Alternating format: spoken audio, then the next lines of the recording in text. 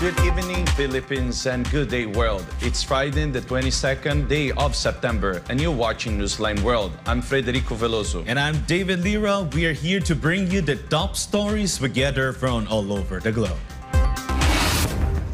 The Houthi militia of Yemen displayed its military might shortly after engaging in peace talks with Saudi Arabia.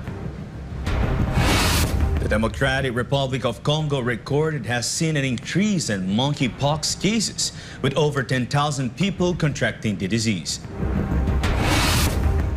China urged for calm following the hostilities that broke out in Nagorno-Karabakh. President Bongbong Marcos Jr. said his government remains committed in improving the agricultural sector of the Philippines. And student delegates from different countries all across the world arrived in Davao City for this year's International Mathematical Olympiad, hosted by JMCFI. These and more for tonight's edition of Newsline World. In the news, a city in Cavite has been honored by Manila Times as a champion in sustainability. MJ Mondehar reports. The city government of General Trias in Cavite emerged victorious at the Manila Times recent Model Cities and Municipalities Awards. These awards acknowledge the efforts of local governments in improving the lives of their constituents.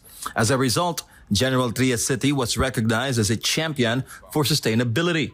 This Model Cities and Municipalities was designed to honor the LGUs for their exemplary performance and all. According to City Mayor John Ferrer, they have been working double time to support the needs of the people. Una, thank you po sa Manila Times for recognizing our efforts po sa aming city, together with Vice Mayor Jonas and our good Congressman Oni, and the rest of the Sangguniang Panglungsod. General Trias was also recognized as a retirement haven. But why exactly is it considered a retirement haven? Siguro nakita yung potential po na aming lugar kasi yung proximity namin with Tagaytay, yung weather ho namin halos may portion kami ng General Trias na medyo parang Tagaytay na ho yung weather. And syempre, in terms of yung value ng lands, hindi pa ganun kamahal compared sa Tagaytay City. General Trias also achieved recognition as the second runner-up among model cities. Meanwhile, President Bongbong Marcos visited General Trias on Friday to distribute rice to the residents. Bilang Pangulo at bilang kalihim ng kagawaran ng agrikultura, nais kong bigyan diin ang aming hangarin na mas masaganang buhay. President Marcos distributed smuggled rice to the residents, with each receiving a sack of rice. Additionally, the President provided farm assistance to over 200 farmer beneficiaries. For Ganababal of Philippines, MJ Mondehar, SMNI News. China has called on both parties of Azerbaijan and Armenia to resolve their dispute in the Nagorno-Karabakh region through a dialogue. Andrea Santos filed this report.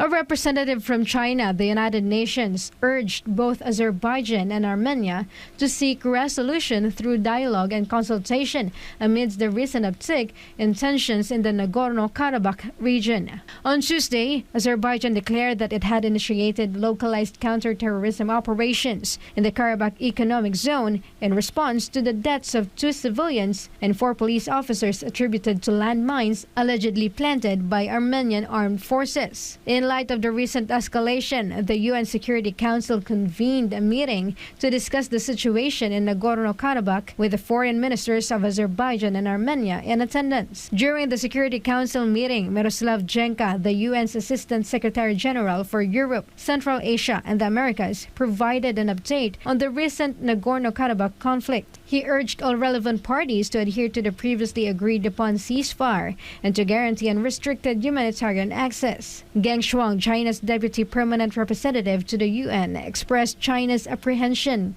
regarding the ongoing developments in the Nagorno-Karabakh region. He emphasized the importance of a sincere commitment to the ceasefire to prevent any further deterioration of the situation. 亚美尼亚和阿塞拜疆是搬不走的邻居。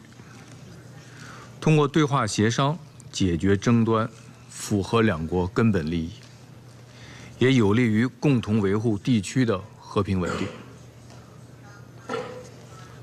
在此前安理会的多次审议中，中方一直主张，两国保持冷静克制，避免局势升级，避免人员伤亡，避免恶化人道局势。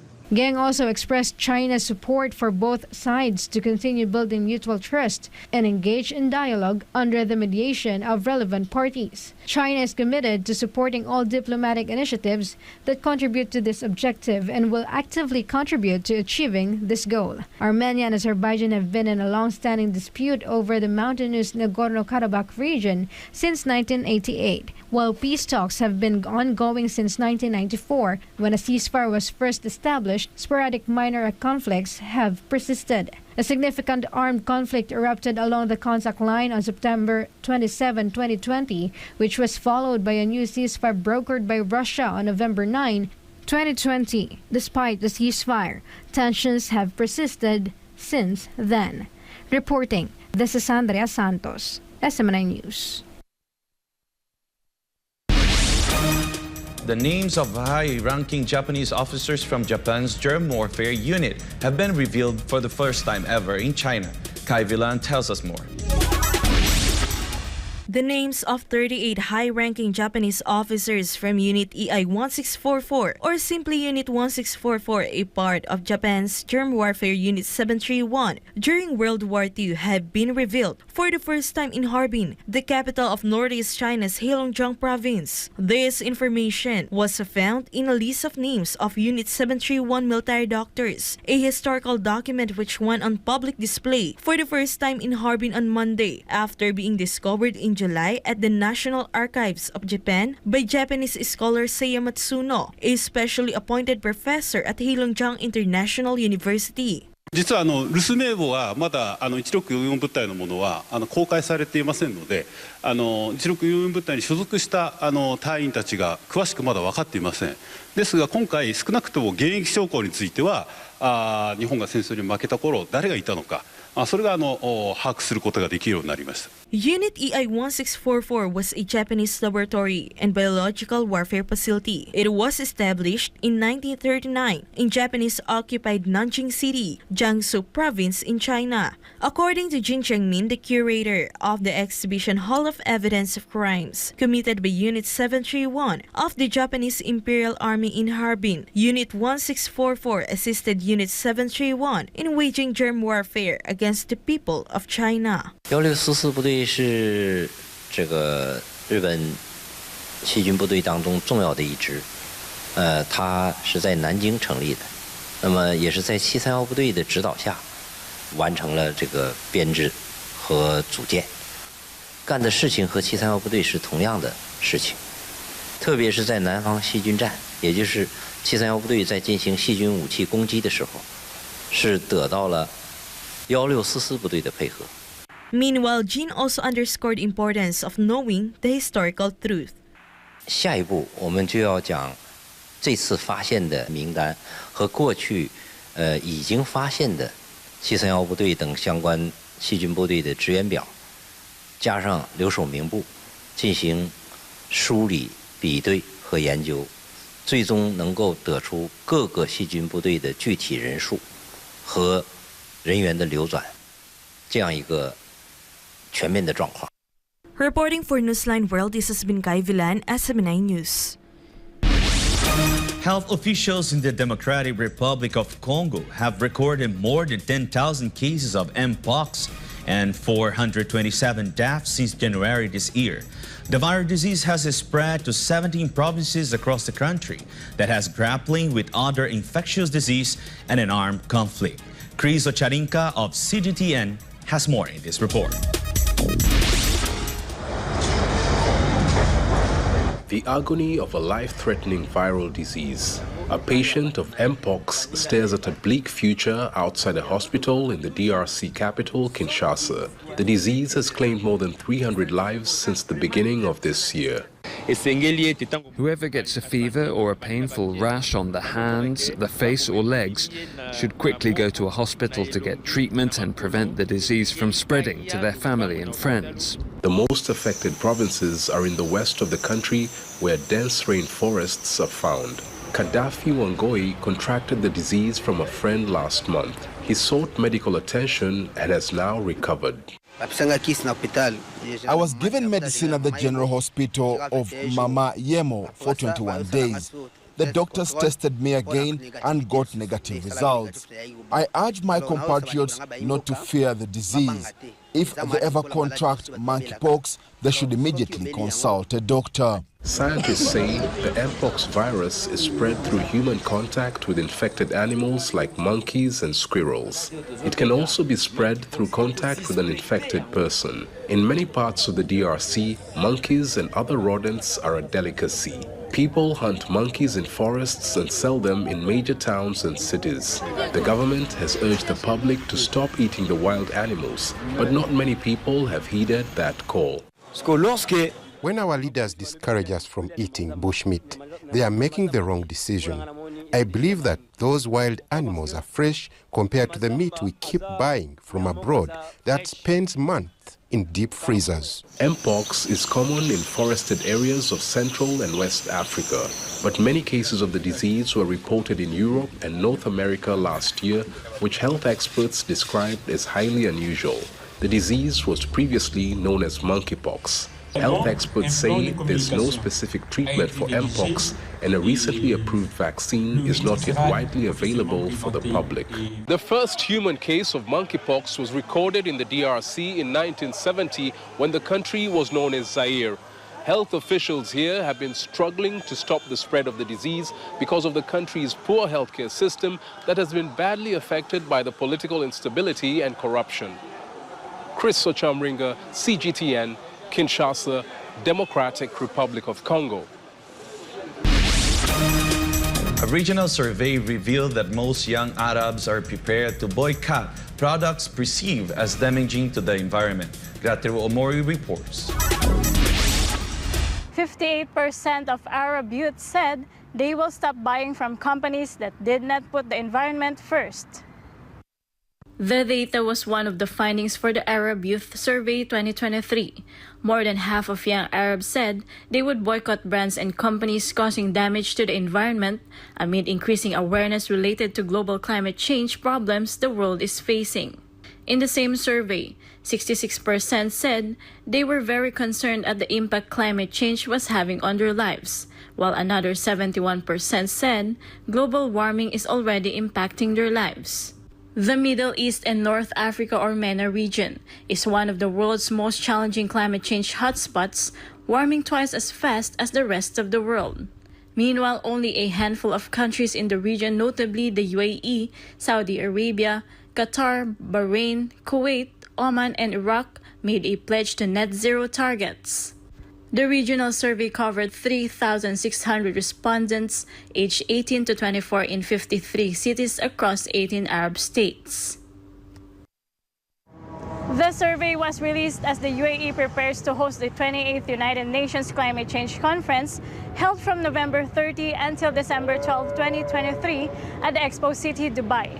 Reporting from Dubai, this has been Gratero Omori, SMNI News, United Arab Emirates. Australia joined dozens of countries in signing a landmark agreement that aims to protect 30% of the world's ocean and lands by 2030. Dav Suarez reports. Nearly 70 countries, including Australia, signed a first-ever treaty on protecting the international high seas launched by the United Nations to give two-thirds of the world's ocean a fighting chance at surviving pollution, overexploitation, climate change, and biodiversity loss. The High Seas Treaty, also known as the Agreement on Biodiversity Beyond National Jurisdiction, or BBNJ, was signed on the sidelines of the United Nations High-Level Week in New York on September 20. Some of the signatories include the United States, China, Australia, Britain, France, Germany, and Mexico, as well as the European Union. However, each country still needs to ratify the treaty under its own domestic process. It will only come into force 120 days after 60 countries have ratified it. The high seas are defined by international law as all parts of the ocean that aren't included in the exclusive economic zone, the territorial sea, or the internal waters of a country, or basically the ocean area starting 200 nautical miles or 370 kilometers of coastlines. UN Secretary General Antonio Guterres hailed the agreement as a way to give the ocean, the lifeblood of the planet, a new life and a fighting chance. Meanwhile, Foreign Affairs Minister Penny Wong represented Australia in signing the landmark treaty, which covers 60% of Earth's ocean.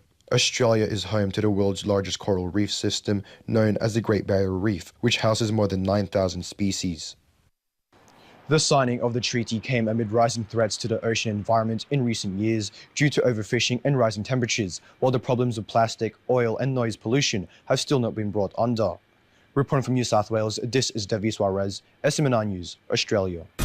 Back in the news, President Ferdinand Marcos Jr. assured that the government will not stop improving the lives of farmers and the agriculture sector. The chief executive also called for stricter measures to address illegal importation of agricultural products. Sigrid Castañeda reports.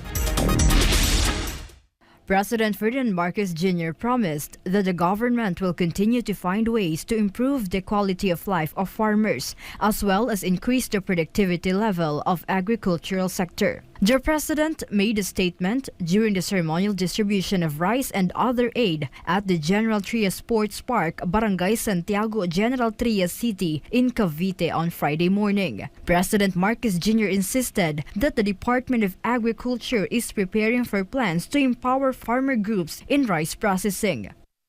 Lahat po yan kailangan natin gawin, pati na ang mga pagtulong sa mga cooperative, sa mga association tungkol sa processing para sila na mag-process, para pagbenta nila hindi sila nagbebenta ng palay, nagbebenta sila bigas na para mas malaki ang kikitain nila. Marcos also mentioned the new buying price range imposed for the purchase of rice from local farmers, which will help them earn more from their products. The president also emphasized the government's efforts to address the problem of illegal hoarders and smugglers of agricultural products. Marcos insisted that it is still necessary to tighten the vigilance on the illegal importation of all agri products. That's why he gave a directive to the Bureau of Customs to investigate carefully and continue to look for illegal importers and smugglers of rice. Ngayon, yun na nga nangyari. At nag-imbestiga, marami na po siguro nababalitaan naman ninyo na mayroong marami na yung nahuhuli, marami na yung nakikita, medyo natigil ang mga smuggler. Siyempre, sumusubok pa rin yan, pero binabantayan namin ang gusto. The president also distributed 1,200 sacks of rice to the beneficiaries of the Pantawid Pamilyang Pilipino program in the province. The distributed rice is still part of 42,180 sacks of smuggled rice worth 42 million pesos confiscated by the Bureau of Customs in Zamboanga City. The seized smuggled rice was eventually handed over to the Department of Social Welfare and Development after the importers failed to comply with the legal documents from the BOC. Aside from rice, PBBM also led the provision of various assistance from the Department of Agriculture, which includes rice, vegetable seeds, fertilizers, grass cutters, hydroponic kits, and others to farmers in the city of General Trias. Ang dahilan kung bakit po tayo nandito, nag-inspection lang po ako. Meron din po kaming binibigay na mga ayuda para sa iba't ibang mga kooperatiba at tinutulak namin ang ating tinatawag na biofertilizer.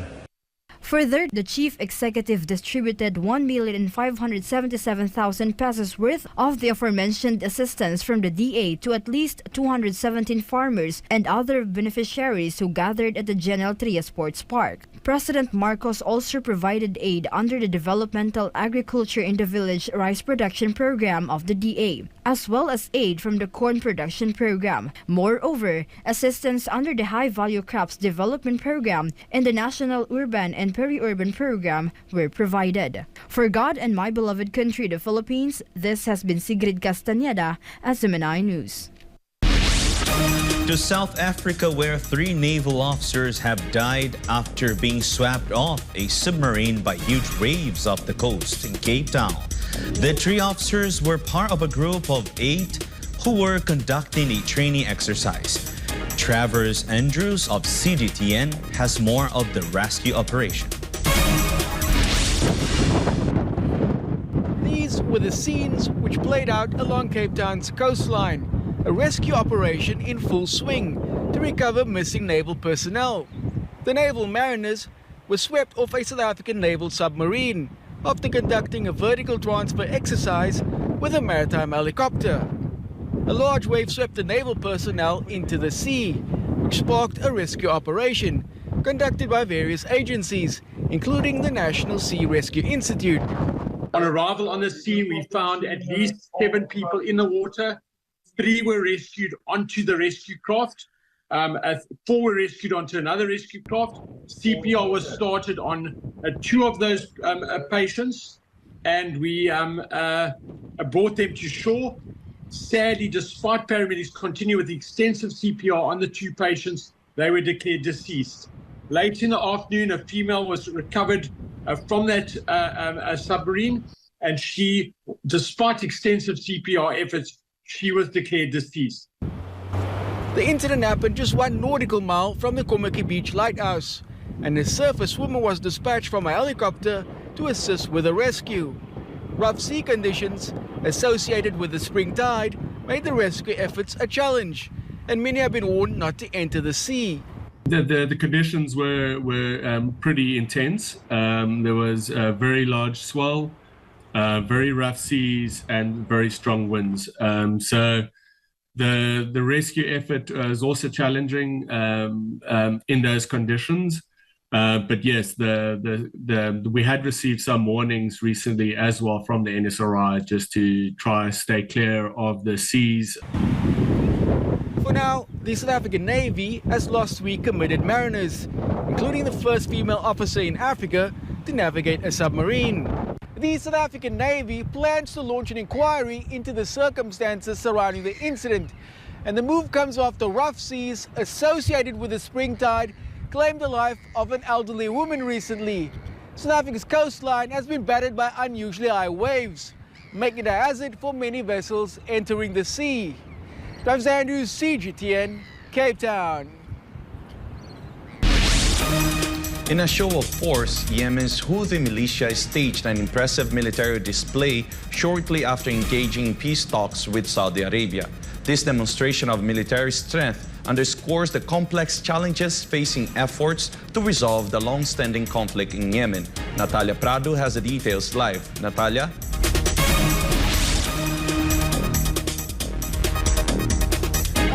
Yemen's Houthi militia held a military parade in the capital city of Sana'a to commemorate the 9th anniversary of their takeover of the city. The parade featured a procession of armored vehicles, missiles, and uniformed fighters who marched past Houthi dignitaries. The event followed a Houthi delegation's recent visit to Riyadh, for talks aimed to bring an end to the devastating conflict that has engulfed the Arabian Peninsula's most impoverished nation. The negotiations were later described as a positive but were ultimately inconclusive. In a statement marking the parade, the Houthis declared their commitment to enhancing the combat readiness in the coming weeks and months. Yemen has been mired in a civil war since late 2014, when the Iran-backed Houthi militia seized control of Sana'a and forced the Saudi-backed Yemeni government into exile.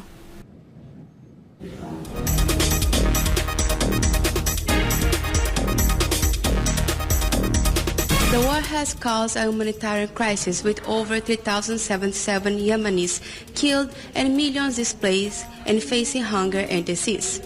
Back to you, Fred. Thank you, Natalia, for the live report.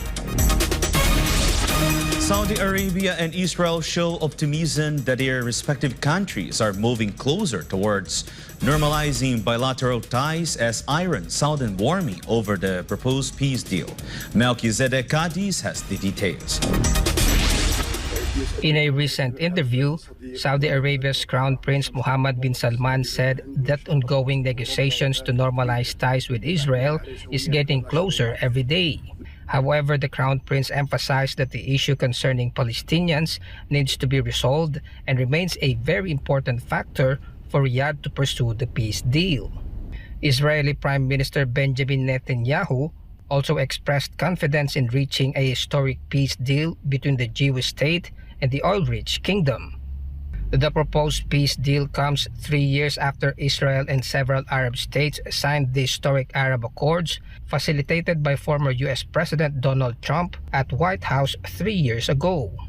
The deal saw 4 Arab states, which include the UAE, Bahrain, Sudan, and Morocco, joining Egypt and Jordan in making a peace deal with Israel. 3 years on, Washington presses ahead with an effort to broker historic ties between Saudi Arabia and Israel, an initiative that critics say could put Palestinians under the wheel and serve the interests of the United States. Palestinians are demanding a cash boost of hundreds of millions of dollars and more control of land in the occupied West Bank as part of the three-way deal involving the U.S., Saudi Arabia, and Israel. Meanwhile, Iran warned Saudi Arabia against normalizing ties with Israel and accused the kingdom of betraying the Palestinians through the U.S.-led effort. Saudi Arabia, on the other hand, denied suspending talks concerning the proposed treaty with Israel and warned that the kingdom will acquire a nuclear weapon if Iran gets one first. Israel and Saudi Arabia have never established diplomatic relations since the creation of the Jewish state in 1948, but talks are underway for a historic peace treaty between the two countries. Reporting this has been Melchizedek Cadiz, SMNI News, Kuwait. Thailand prepares for the surge of Chinese tourists during the first week of visa and exemptions for Chinese and Kazakh nationals, set to begin on Monday, the 25th of September. Chat Monggon Pisamagozon has the details. The airports of Thailand anticipate more than 120,000 Chinese visitors to arrive at Dongmyeong and Suvarnabhumi airports next week. Thailand's visa-free scheme for Chinese and Kazakh nationals will begin on September 25, 2023 and will run until February 29, 2024. The president of the Airports of Thailand, RAOT, said an estimated 674 flights or an average of 96 flights per day will take place from China to Suvarnabhumi Airport during the first week of the visa-free policy. The visa-free scheme allows citizens of China and Kazakhstan to stay in the country for 30 days without a visa. Thailand aims to attract 5 million Chinese tourists by the end of the year. Meanwhile, the Southeast Asian country announced plans to lure more Indian tourists despite India not being included on the list of visa-exempt countries. Thailand's new Prime Minister Sethar Thavisin will travel to India by the end of this year to meet his Indian counterpart Narendra Modi. So far, Thailand has welcomed 19 million tourists between January and September 17 and is projected to receive 25 to 30 million international tourists in 2023. รายงานจากราชบุรี นายชัดมงคล พิสมัยโกศล SMNI News ประเทศไทย สวัสดีครับ SMNI News visit to popular tourist spot in Xinjiang continues. Our team recently explored a village known for making traditional Uyghur musical instrument. Our correspondent Jade Calabroso will take us there.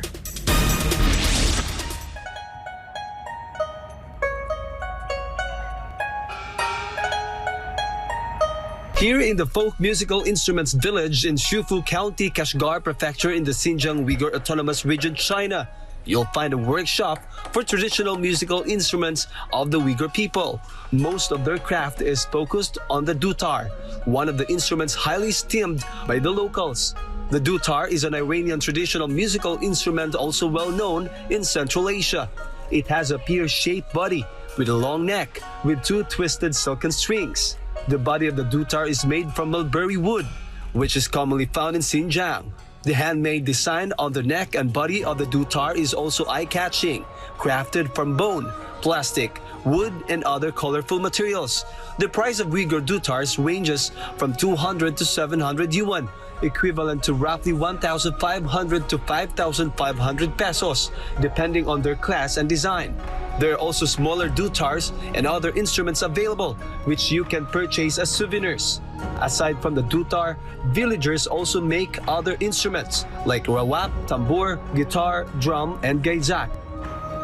It is not calculated daily. However, for one musical instrument, at least it takes 5 days. They will make this 7 to 8 musical instruments simultaneously. So, like every 7-8 days, they will produce. Every 7-8 days, they will produce more than 5 musical instruments.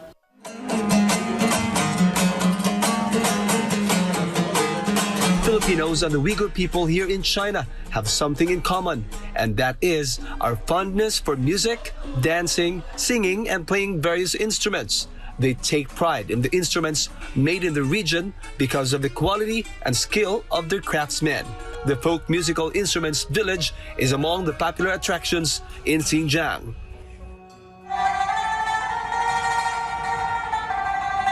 For God and my beloved Philippines, this has been Jade Calabroso, SMNI News, Xinjiang, China. The opening ceremony of the 19th Asian Games in Hangzhou on Saturday, and keeping with the organizing's commitment to an environmentally friendly games, a digital light show will replace the traditional fireworks. The chief director of the ceremony, Zhu Mandan of CGTN, has the rest of the details. China is known for splendid fireworks, especially when it comes to opening ceremonies at international sporting events. But this time in Hangzhou, there will be no fireworks, as organizers have decided to replace them with a digital light show. Hangzhou is putting in place a series of measures in a bid to deliver a green Asian Games, including using cutting-edge technology to reduce carbon emissions. Chief Director for the opening ceremony, Sha Xiaolan, says at the press conference that the digital light show has an audio-visual effect like the real ones. This time, our team has thought of many ways to use digital fireworks, which is created with 3D animation and AR technologies, to replace the real fireworks at the key moment without missing the effect. Audiences at the site can still experience the fireworks atmosphere through a huge screen that is 185 meters wide and 15 meters high. Besides the fireworks, another creative idea that the team had is the way to light the cauldron. It will be done both digitally and in reality. On the night of 23rd September, over 100 million online torchbearers will gather by the Qiantang River. We will create a tailor-designed digital torchbearer which will walk across the river and come to the Big Lotus Stadium. 6 torchbearers will be on site, and the digital torchbearer will join the 6th actual torchbearer to light the cauldron in the stadium. This is going to be a magnificent step.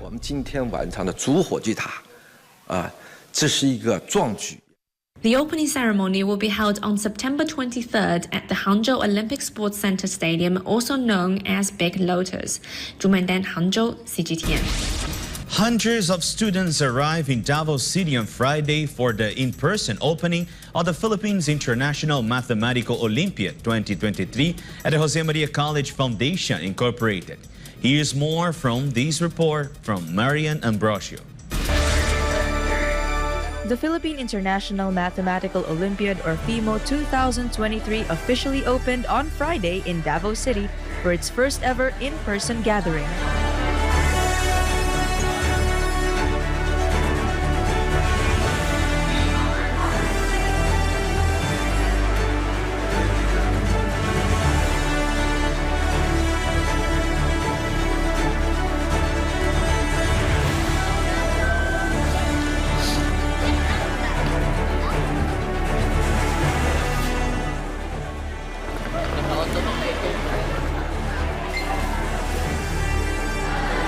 The delegates coming from various countries including Iran, Cambodia, Australia, Vietnam, Myanmar, Thailand, Malaysia, Japan, and from different parts of the Philippines arrived in the city for the competition.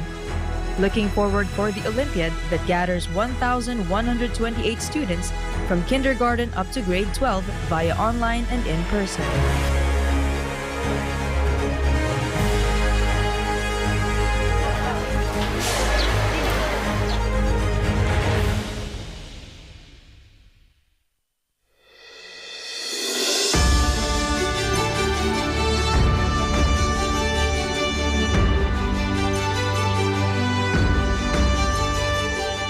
Some of the delegates also expressed their excitement in the competition.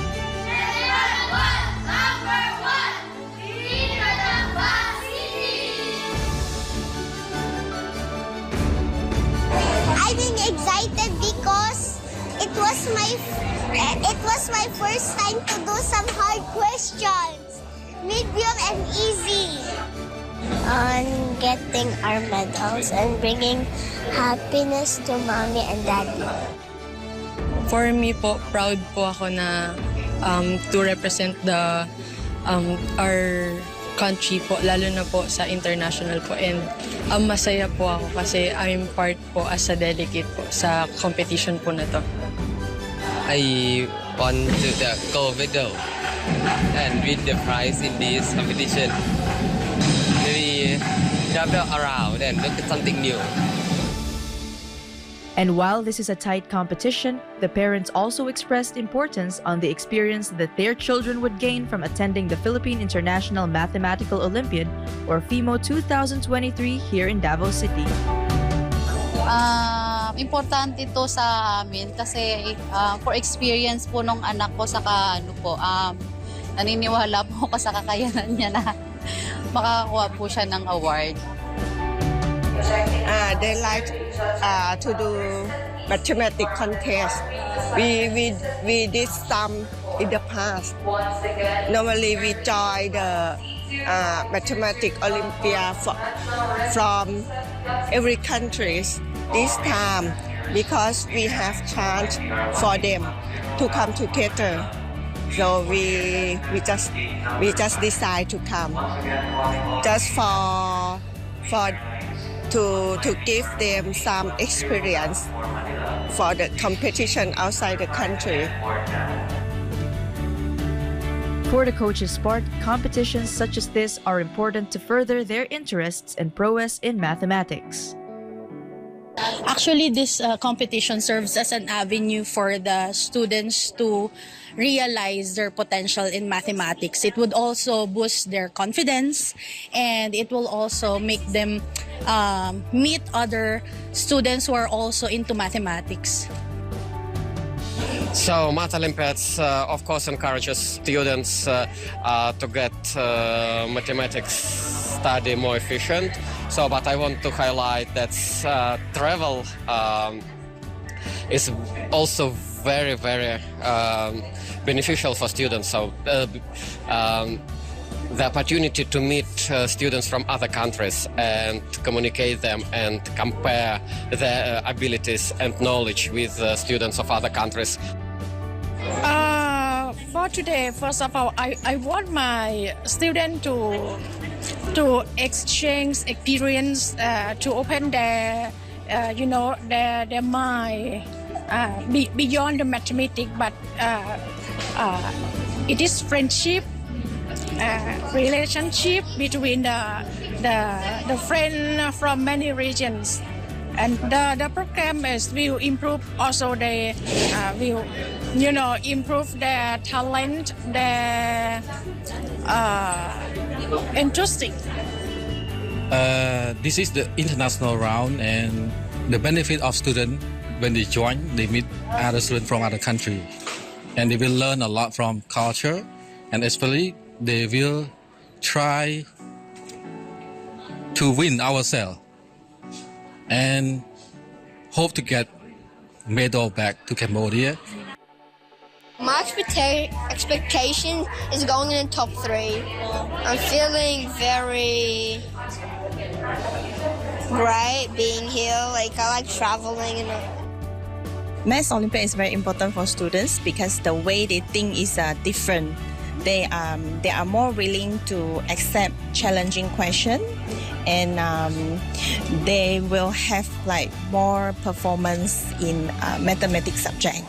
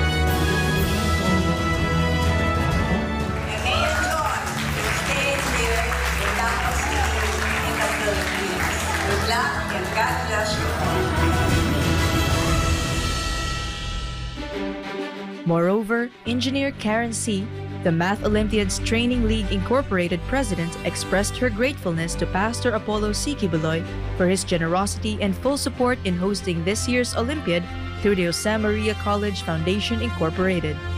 And we are very thankful for Pastor Apollo Kibuloy for the very, very warm support and the warm welcome of the delegates, especially from the other countries. This is the first time that they've been here in Davao City and they really think it's so nice. So yun. And I hope na that impression will remain. And I'm sure in the next few years, Davao City will be even better. Representing Davao City Mayor Sebastian Duterte, Mr. Harvey Lanticse, the Chief City Information Officer, also expressed his gratitude to JMCFI for hosting this prestigious event. On behalf of the city government of Davao, we really send our appreciation to JMC for hosting this international event. And we look forward to continuing to partner with JMC and also with Motley in hosting future events similar to this, especially events that promote the education sector in Davao City. The final rounds of the competition will begin on Saturday at the Josemaria College Foundation Incorporated, which will be followed by a tour at some of the tourist destinations in Davao City, including the Kingdom's Prayer Mountain in Tamayong. For God and My Beloved Philippines, this is Marin Ambrosio reporting for SMNI News. And before we end, may you be inspired with the message of the appointed Son of God.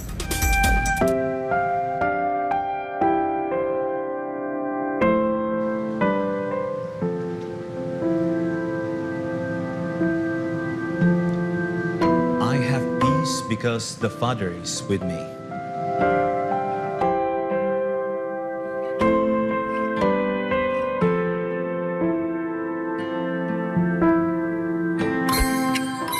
And for our Christmas countdown, it's 93 days to go before Christmas. And that's all for today's edition of Newsline World. For more news update, you may visit smnichannel.com or follow us in official social media accounts on Rumble, Facebook, and Twitter. For God and Country, I'm Frederico Velloso. For God and Country, I'm Deivid Lira. Thank you for watching Newsline World, and thank you to our beloved pastor, Pastor Apollo C. Kibuloy, for the opportunity to be part of this program. May you continue to listen on SMNI as delivers nothing but fair, truthful, and balanced news because SMNI is your source of credible news.